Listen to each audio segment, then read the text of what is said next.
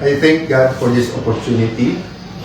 Mga Facebook family, mga kaibigan natin sa media, lahat ng kababayan natin, hindi lang yung mga nasa Luzon, Visayas, Mindanao, pati ang ating mga kababayan around the world, and of course our prayers dun po sa mga kapatid natin, mga OFWs natin na nasa Middle East.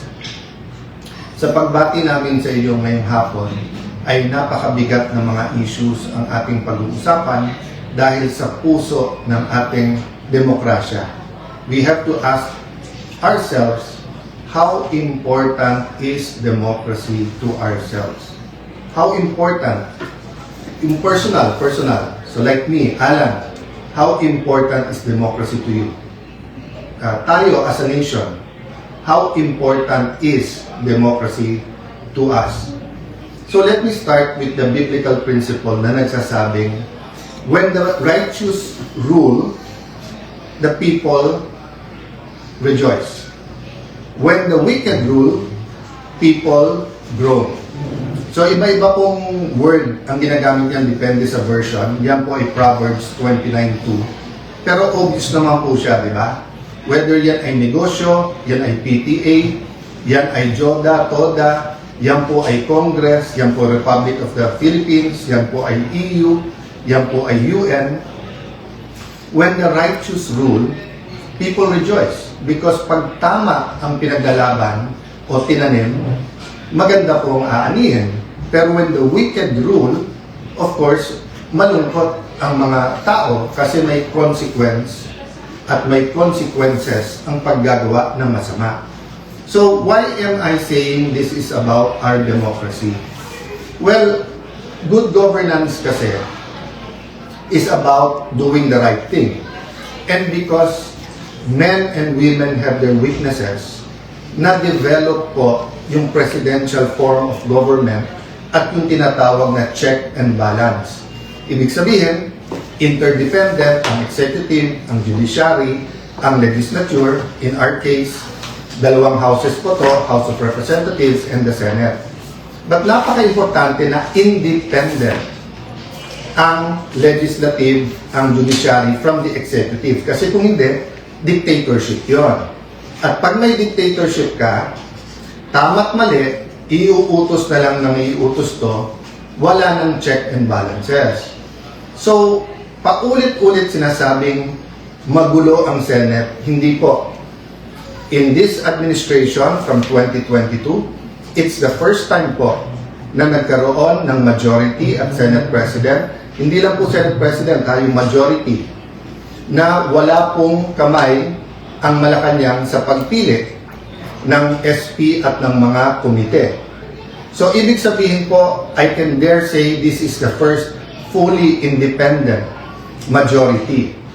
Kaya, whether you talk about the 11, yung 11, or you talk about supporters nila, or you talk about some elements in the national government like the NBI for example, sila po ang nanggugulo because hindi sila komportable na independent ang Senado. So when we talk about check and balances, may consequences po to. So for example po, bilang check sa executive, meron pong impeachment process. So hindi pa ho kami nakakaupo or bagong upo pa lang. Sinabi na po sa amin,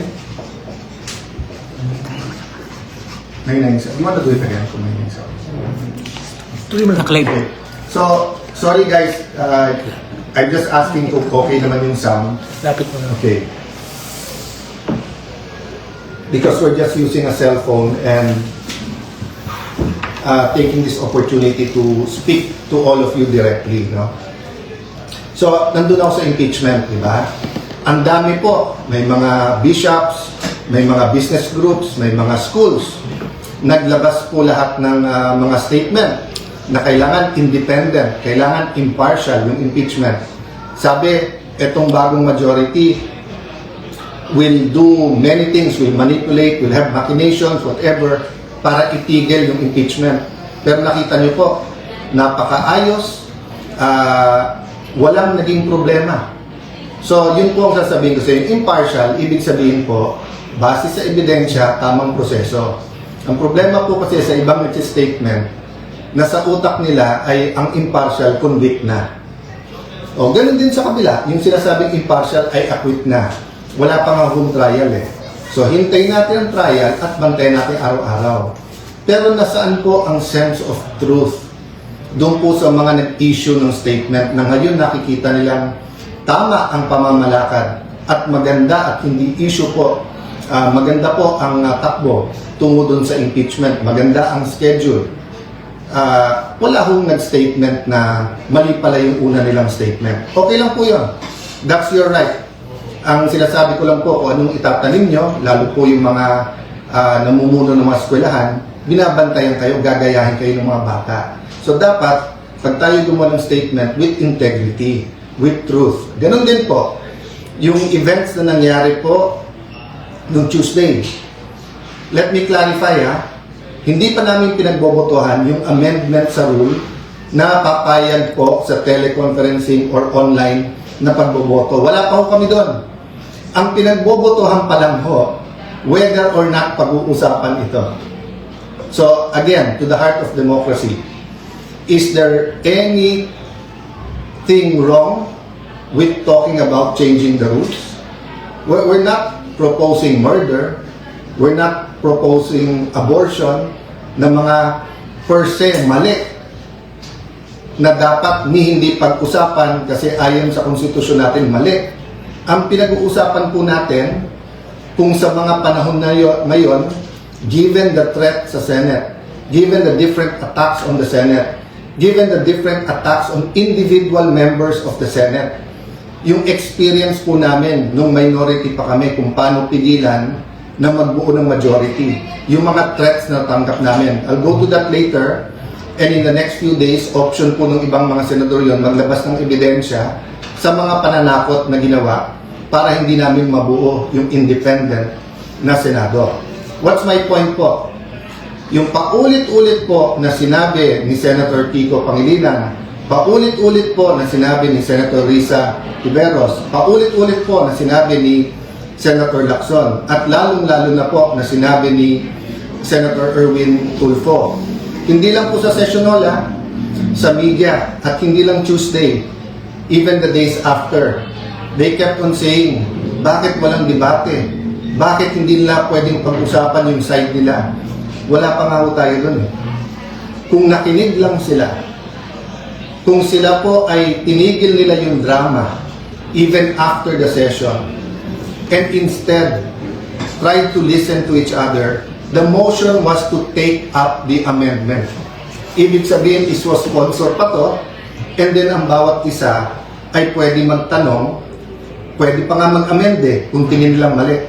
So I won't dwell on that, but just to say that the starting point has to be the truth. And ang problema, if you're on their side, dun sa 11, na 11 po kayo, kasi po sinasabi nila, wala silang chance na magtanong, magpaliwanag. Wala pa nga ho dun meron chance. So sabi nila, tyranny of the majority. Hindi po. Tyranny Tulfo to. Tyranny Lacson. Tyranny Pangilinan. Tyranny Ontiveros. Kasi palakasan ng boses, imbis na we listen to one another.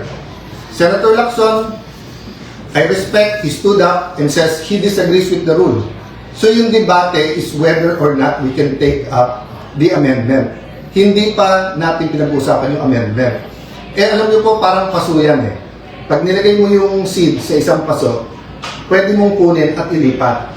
So, bantayan niyo po yung Senado, may tinatawag kaming change of referral. Halimbawa po, nalagay sa Committee on Public Order, tumayo yung chairman ng Committee on Justice the next day, sabi, mali ang referral doon. Kunin mo muna at ilipat dito. So, ganun po nangyari. Yung proposal ni Senator Marcoleta nandun po sa Committee on Rules at ang motion po ng acting majority leader is kunin at pag-usapan sa floor. Hindi pa po pinag-uusapan yung merits or kung may masama o mabuti sa puntong yun. Pero sabi po nila na ang isda sa bibig na huhuli. Kaya kita nyo po yung pala plano all this time. arestuhin, takutin, intimidate ang nasa majority. Either lumipat or ikukulong. So as I said, at the proper time, evidence will come out. I won't go to the merits, demerits. Wala kaming problema na kasuhan. Wala kaming problema na sa korte patunayan kung sila ay guilty o hindi. Ang problema po namin, yung gagamitin yung threat, na pag lumipat ka dito, wala ka ng kaso. Pag diyan ka, tutuluyan ka namin. Wala pa nga yung impeachment, ganyan na ang usapan. Ano pa kaya? So again, I've communicated this behind closed doors. I've communicated this in rooms like this with the majority, minority. I've communicated it through the social media. I've communicated this with the traditional media. Hindi kami nandito para makipag-confrontation. Hindi kami dito para magbangayan araw-araw. Inayos namin yung impeachment. Kasabay ng impeachment po, inayos namin na may legislative calendar pa rin. Meron pa rin hong pag-aayos. Bakit po? I'll talk about that maybe over the weekend. Yung pong, hindi ang numbers kasi natin, parati tayo nako-confine sa 13-11, sa 12-11, diba, sa 6-7. Kung ano-ano ng numbers Ang importanteng numbers, inflation. Ang importanteng numbers, GNP, GDP. Ang importanteng numbers, productivity ng ating mga magsasaka. Ang importanteng numbers, yung dropout sa eskwelahan, yung pagtaas ng kaso ng AIDS, pagtaas ng teenage pregnancy. Ang dami natin kailangang pag-usapan na priorities. So, tatlo ibabalanse po natin. Yung economic crisis, where we have to talk about the quality of life. And when we talk about the quality of life, we have to talk about security. We also have to talk about drugs. When we talk about quality of life, we have to talk about education, health, jobs. Kung sapat yung kita sa taas ng mga presyo at kung may trabaho pa rin ang tao. Yung second, yung impeachment, which will start in early July. But third, is the corruption issues katulad ng flood control. So we finished a caucus over lunch and we agreed, subject to some minor discussion pa among our chairpersons and the paperwork, that a subcommittee will be formed sa flood control and Senator Marcoleta will issue the notices on Monday para ituloy na sa Thursday yung flood control scam hearings. It will be impartial and we want the whole truth and not only some truth or some true, some not true to come out.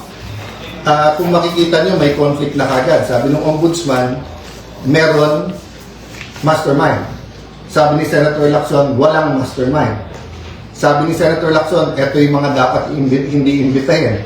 Sabi naman ni Senator Marcoleta, ito dapat imbitahin. So I'm inviting the whole public, bantayan nyo Senado, in the same manner that we are on trial when we have the impeachment. We also have to hold everyone accountable pagdating dito sa flood control. Which goes to my second point. The Committee on Public Order, dun po na-assign yung May 11 events that for us led to the May 13. And ngayon, kung sino-sino nag-iimbestiga, sabay-sabay po ngayon nag-iimbestiga, nagsistatement sa Senate. DOJ, NBI, CIDG, may PNP, may CIDG, hiwalay pa sa spokesperson ng PNP, meron pang so Ombudsman, NBI, DOJ, PNP, CIDG, DILG. Agad-agad pumayag kami sa joint with the DILG at PNP, but at one point, sila na lang. Kami tahimik para independent. Pero kung ano na narinig kong statement, katulad nung sa CIDG na imbestigahan daw si Robin at kami doon sa pagtakas ni Senator Bato. Mismong boss nyo na mismong DILG at PNP nagsabi na May 13, wala pa kayong hawak na warrant at pending pa sa Supreme Court kung pwede nga i-serve yung warrant. So paano naging pagtakas yon at paano naging krimen na tulungan siyang makalabas? So kung iimbestigahan nyo ang buong Senate at majority, kailangan yung imbestigahan ng Chief PNP at SILG. Kasi sila mismo nagsabi, wala namang warrant na isa-serve eh. So, you know, it's getting crazy. Paulit-ulit na lang kayo na magulo ang Senado. Hindi po ginugulo nyo. Let me backtrack ha. Nung natanggal po last year si Senator Cheese Escudero, lumabas yung anyone but cheese. Anyone but cheese. O, pumayag na si kanina, Senator Loren. Nung February po, iupo po namin si Senator Loren. Doon nagsimula yung mga pressure at doon po nag-impusa na narinig namin na kasama sa deal yung mga kaso. O, sinabi anyone but Loren. O, pag upo ko naman, anyone but Cayetano. To be fair, hindi ko narinig sa Malacanang yan. Narinig ko sa mga kasama natin sa 11. And so far, since May 11 to now, what have we done but try to talk about the bigger picture? To talk about crisis, to talk about values, to talk about God in government, to talk about unity. Bakit kayo takot na yung majority na to ay gawin namin ang aming trabaho? Wala naman kami tinatarget eh. Hindi katulad nung inyong dating majority na talagang tinarget ang Senado para pababain yung rating. Again po wala dapat pagtakpan. Wala dapat po from the President, the Vice President, Senators, managot ang dapat managot. Kaya mag-repent na yung mga dapat mag-repent. Pero sobra po naman ata na lahat na ng sisi binibintang sa ilang tao o ilang partido lang. Bakit po ba? Yung taas ba ng presyo ngayon, pagtaas ng gasolina, yung kawalan ng trabaho, handling ng mga cases ng OFW, yung flood control, yan po ay sisisihin nyo sa opposition, yan po ay sisisihin nyo sa majority ngayon. So anyway, that's your privilege. Let's have the hearings, then let's people judge. And yun ang advice ko sa 11. Maghanda na rin, mag-attend kayo. So rather than spewing out venom, calling us names, you know, yung basura kasing tinatapon nyo, babalik din sa inyo, di ba? So kita nyo, yung mga tinawag nyo na names before is now all over the internet. Rather than debating, the Tuesday night should not have ended that way. There's no need for the walkout. It would have taken us hours. Baka nga Monday o Tuesday pa matapos ang debate sa daming gusto magsalita. Ang problema, you refuse to listen to us. So, let me talk about many more things. No? What are the important numbers? Why we have to think about our democracy? Why good governance is important? I'll talk about that sa weekend. No? But importante, tonight, matulog kayo na nalalaman, meron kayong gobyerno na hindi sunod-sunuran lang. Meron kayong Senado na lalaban. Meron kayong Senado na hahanapin ang katotohanan. May mga senador sa majority na handang makulong, ilaban lang yung kanilang prinsipyo na independent ang Senate. Tuloy-tuloy po ang intriga, kaya tuloy-tuloy din po ang pagmi-meeting namin. But our country is worth it. So if you ask me what can you do for us, pray for us. No, pray that we stick together, that this majority will be given a chance. But pray then, di ba, na walang cover up kahit sino man. Di tayo pwedeng parang fraternity sa college na pag may rumble na, wala na akong pakialam kung sino tama at mali, basta kampihan na lang yung brad natin kasi rumble na. Hindi po. If we love God, if we love our country, if we love the Senate, hindi pwedeng blind ang ating pagsuporta sa kahit anong grupo. No? So say a prayer, and habang may oras pa, yung gumagamit ng reins of power, no, for their own purposes. You know, this kind of miscalculation, sabihin nyo, may makukulong, may makakasuhan, we can make your life a living hell. You know, again and again in history, tignan nyo how it ends, di ba? So dapat po, you know, we work towards having the righteous rule. So does that mean palitan ng palitan? Hindi po. Pray for those who nakaupo. Kahit naman po yung apostles, di ba? Si Apostle Paul was killing Christians. Nagamit ni Lord. Oh, so ang dami-dami pong example kung saan ang tao na hindi righteous ay pwedeng maging righteous by simply repenting, asking God for revival, restoration, asking God na malinaw kung ano tama at mali. Let me end on a positive note. We're willing to work with the 11. Sila lang naman nagsasabi na this will not work unless tanggalin nyo si Cayetano. Kung ako lang problema, no problem. Ang problema, pangatlo na ako eh. Anyone but Escudero, anyone but Legarda, ngayon anyone but Cayetano. So sinong susunod? Basta't hindi sunod-sunuran sa inyo at sa agenda nyo, dinideny nila may agenda na palitan ng konstitusyon. But the reality is, in 2023, di ba, muntik na matuloy, it was it 23 and 22, 24, di ba, itutuloy na talaga yung PI eh. Di ba, so hindi mamatay-matay yung mga issue na to because meron po talaga. So yung corruption, we can change as a nation. But we have to expose and we have to punish the right people. Good afternoon. Have a good weekend. And whether tomorrow or Sunday, I'll talk about more details. Again, pray for the majority and abangan. And sana po yung mga witnesses, lakasan nyo po loob nyo rin. No? Sama-sama po. Basta ang kailangan lang, hindi pwede mag-witness yung magsisinungaling. Magsabi lang po parati ng totoo. God bless you po. Magandang hapon.